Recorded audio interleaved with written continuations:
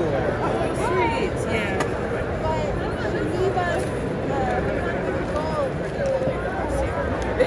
So now we're doing more brunches too. So you're Yeah, doing it's that cool. night. Just let me know and Yeah, absolutely. get you some pops.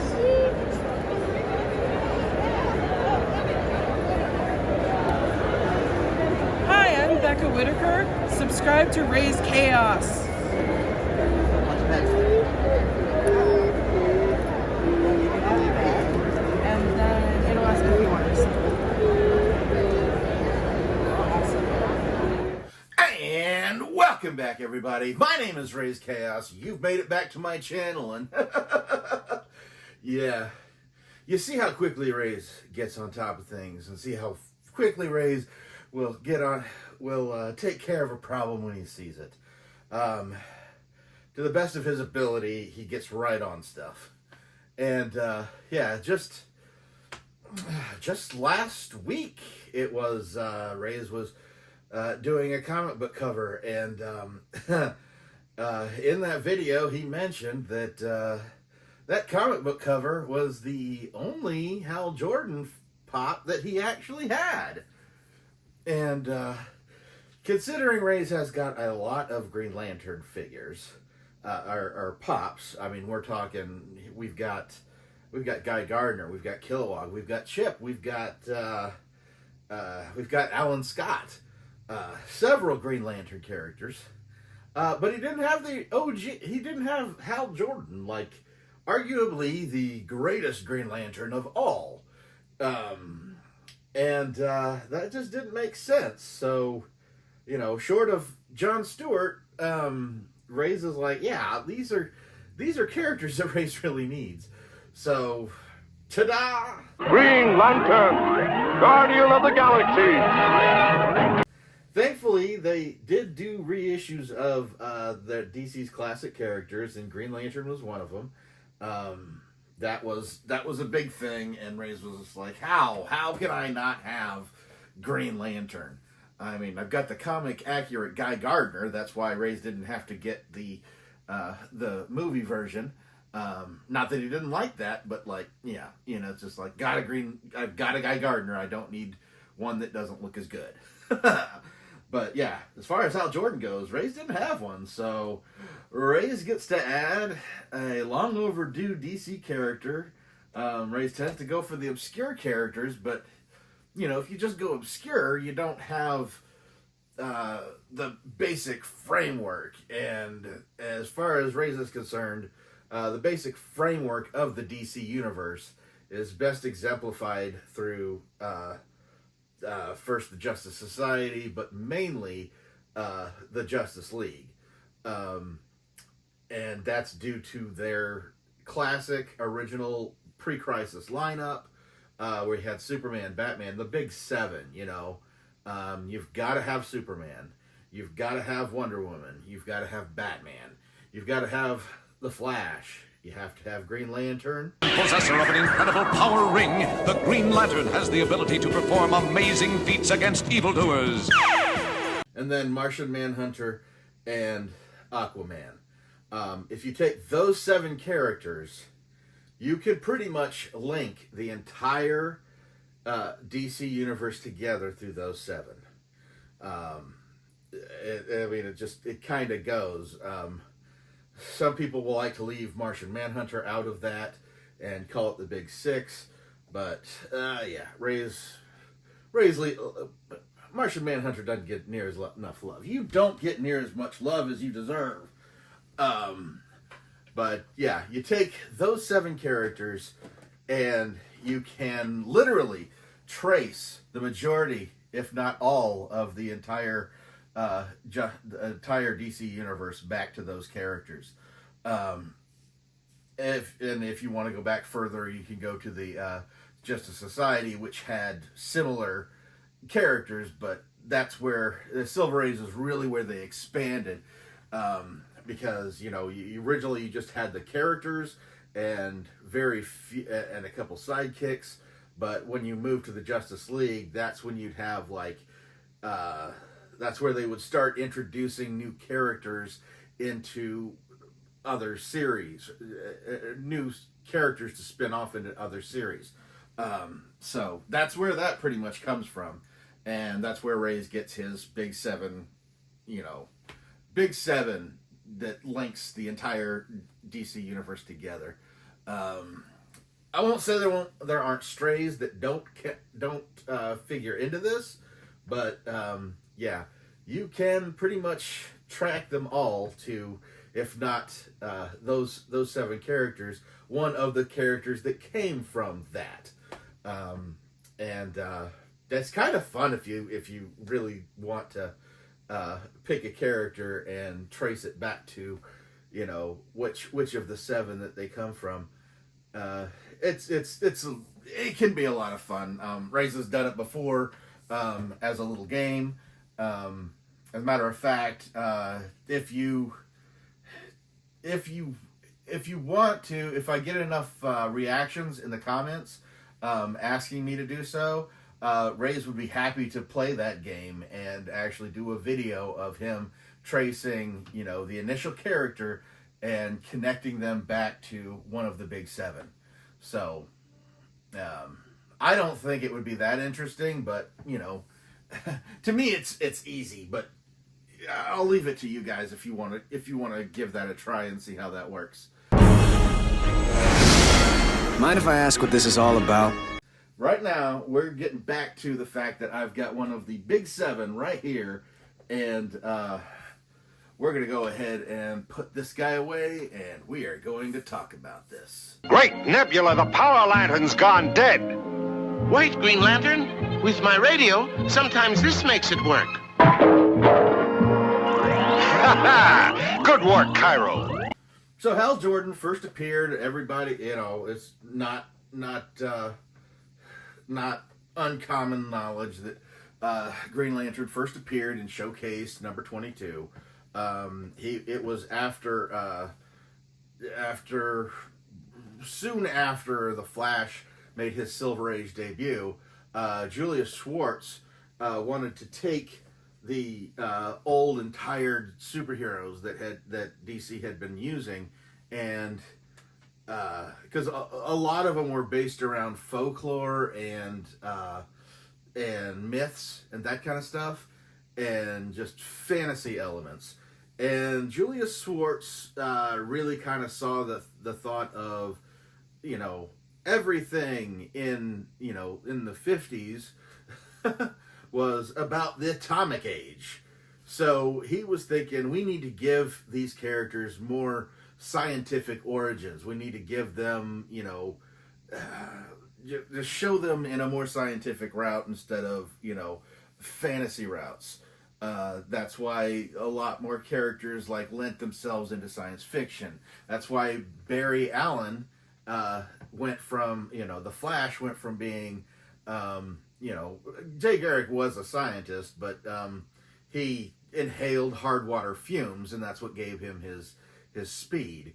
And let's face it, hard water is ice. I don't think sniffing water vapor is going to give you superpowers. So Flash gets an entire chemical spill splashed on him. Barry Allen does, and he is a police scientist. And Hal Jordan is a test pilot who gets beamed into space by Abin Sur, who crash lands to Earth. The ship is destroyed, and I'm too weak to carry on my work as intergalactic space patrolman. I must seek out a deserving Earthling to pass on my batter of power. My power ring will find an honest and fearless one to take my place. Honestly, when you fleshed out Hal Jordan's been around obviously since the 50s, and since they've had him that long, they've really been able to define what the ring can do. Got to get out of this fast. And how it can be used.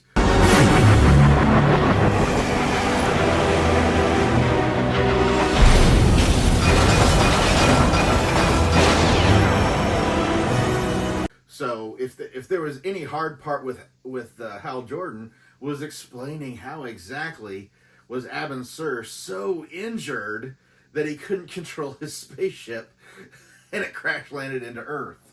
Thankfully, they did. Basically in the creation of the Red Lanterns, they have gone back and explained that a bit.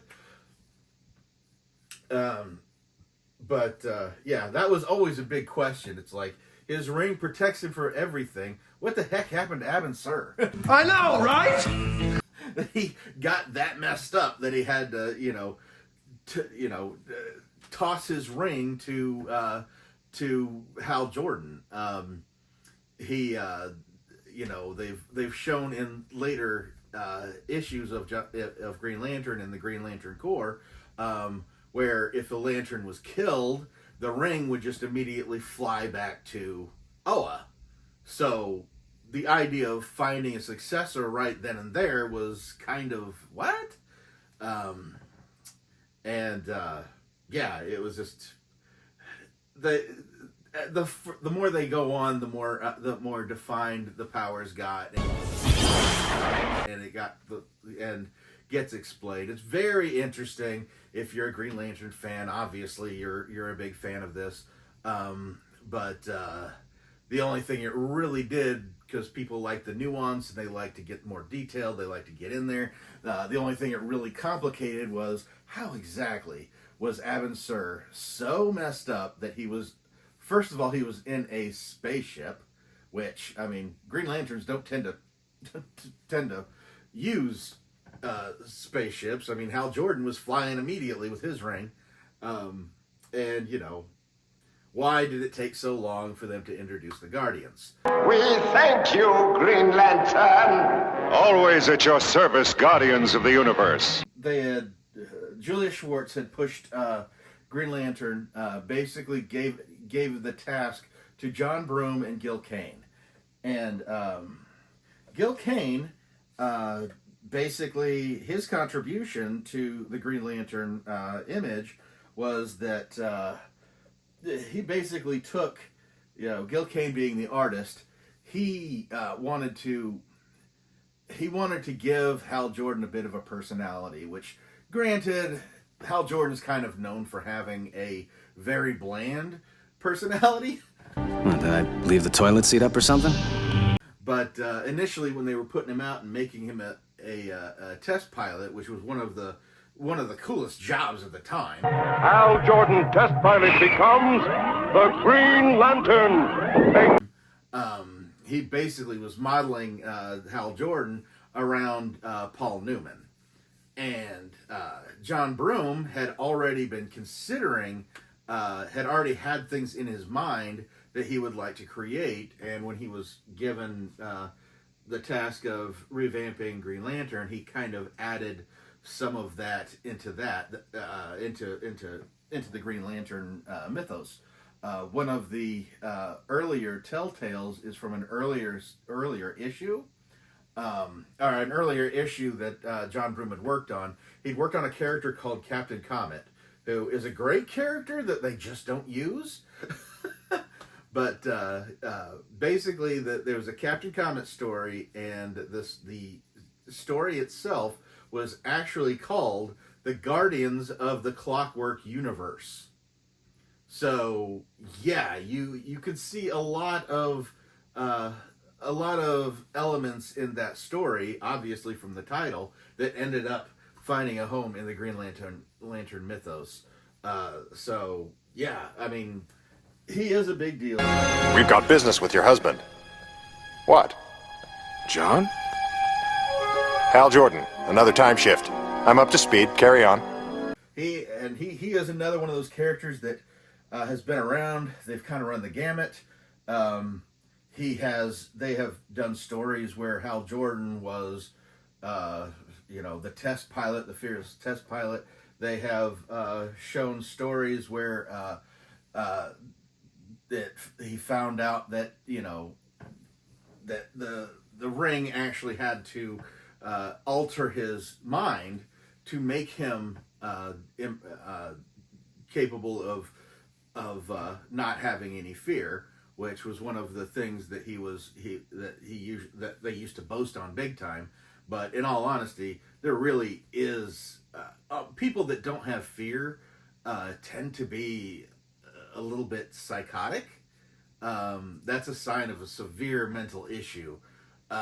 So they kind of altered him, and so Hal Jordan used his ring to alter it back, and suddenly, oh God, he was everything he was doing was suddenly terrifying because, this shouldn't have to work. I've heard it all before.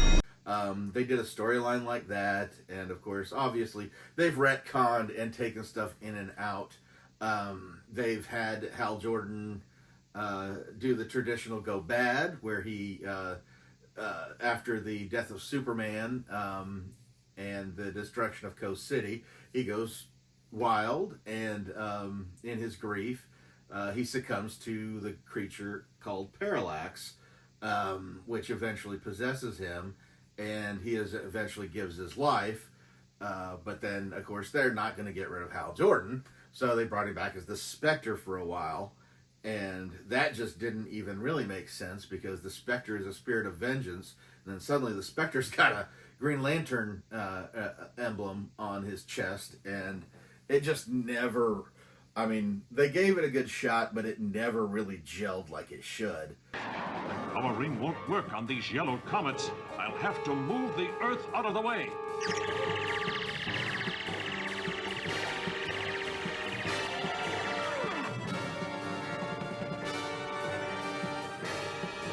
But thankfully, they have brought him back, and, they've retconned, they've tossed a lot of that stuff out.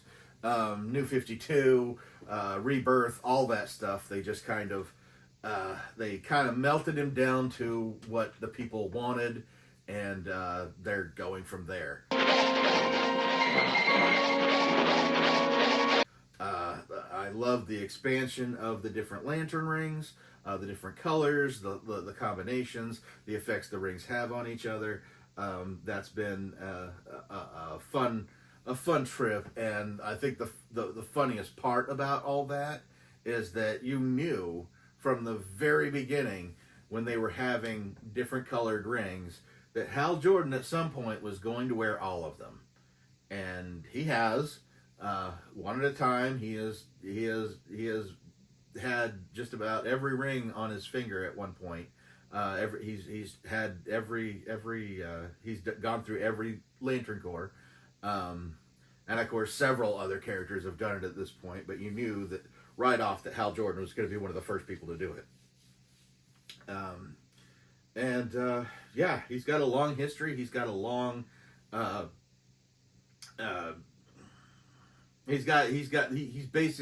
he is the Green Lantern that basically expanded everything.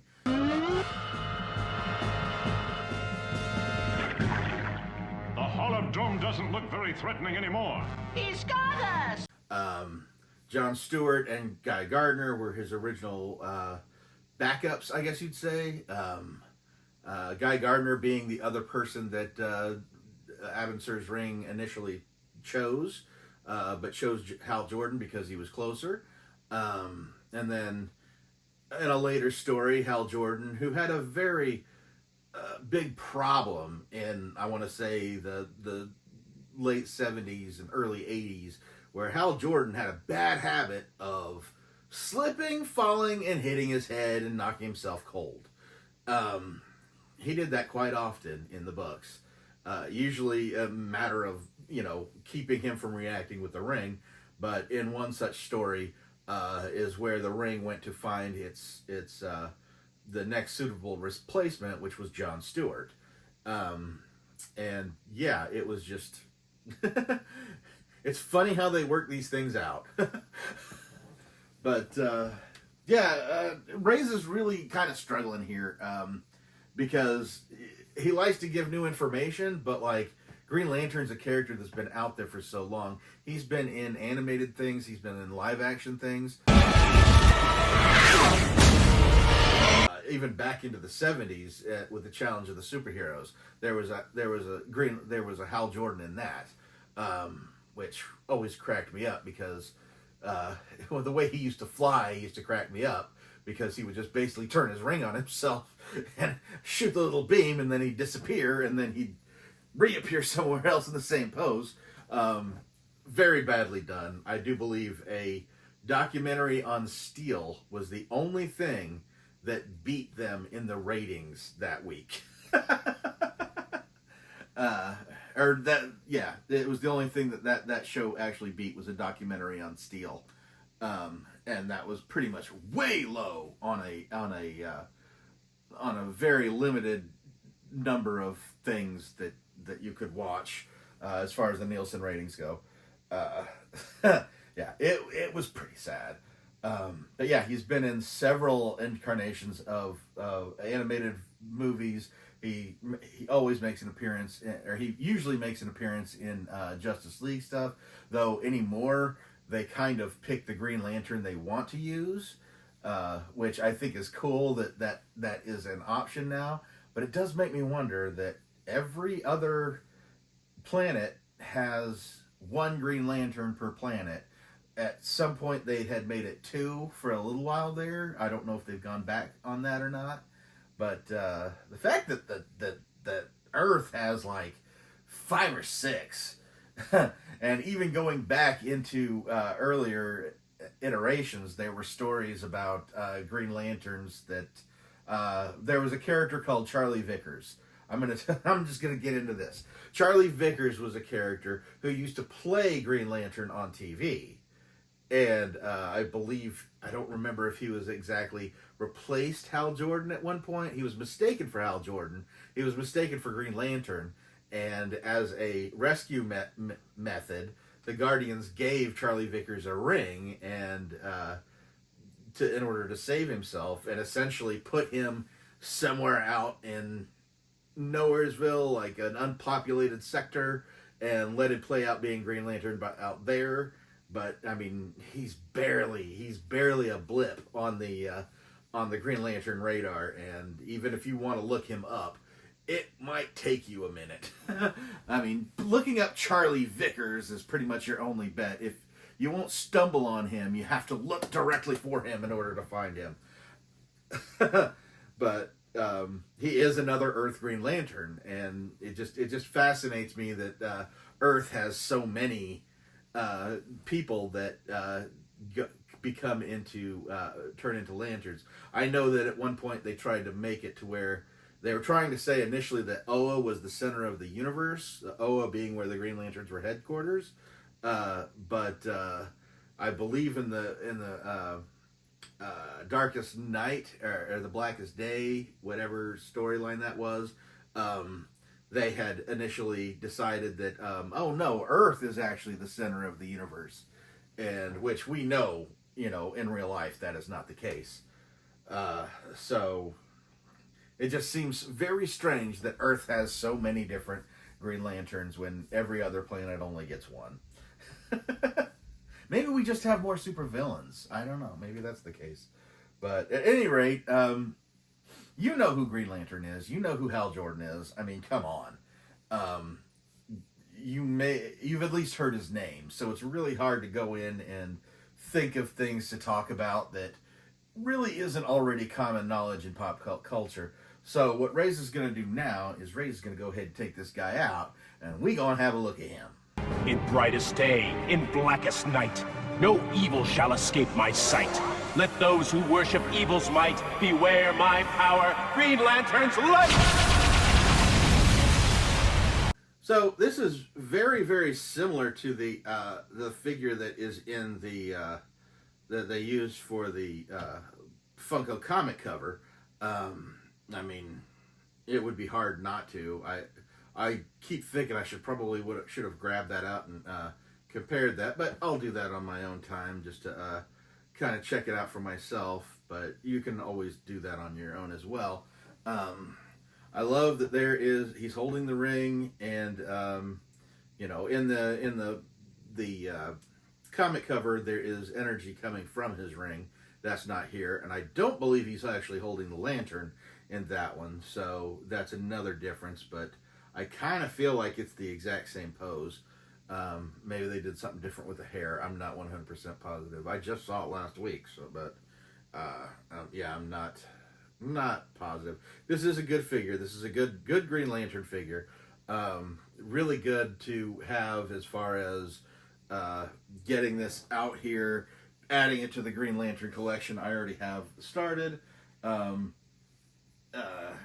Now it just really makes me want John Stewart more. I need a John Stewart now. But yeah, it's really a great look. I'm loving this pop. I'm loving that I finally got a Hal Jordan for the collection. And yeah, that's really think this is going to kind of be a shorter video unless Raze has already been ranting on. Who knows? Raze talks a lot. But let me know in the comments below what you think of Green Lantern. If Hal Jordan is your favorite, or list who your favorite Lantern is. Which there are several. Raze has got his own. Raze has often said that, like, if you pick any super team, Raze could pick out his favorite characters off of that team and make a very Raze specific Justice League or Green Lantern Corps or, Teen Titans. But, let me know who you would have as far as your favorite Green Lantern. But Raze is happy to have this guy. Raze is so glad that you joined me again. This is the last Tuesday video for 2025. Getting ready to come up on the new year, and not 100% positive if I've got a comic cover coming, but we'll find out. We'll find out. Never give up on Raze. Raze promised a comic cover every Wednesday for the month of December, and Raze has every intention of delivering it. Just not 100% positive where he's going to get the cover. But at any rate, I hope you're having a great day, but never forget that life is full of odd moments. You never know when you're going to be defined.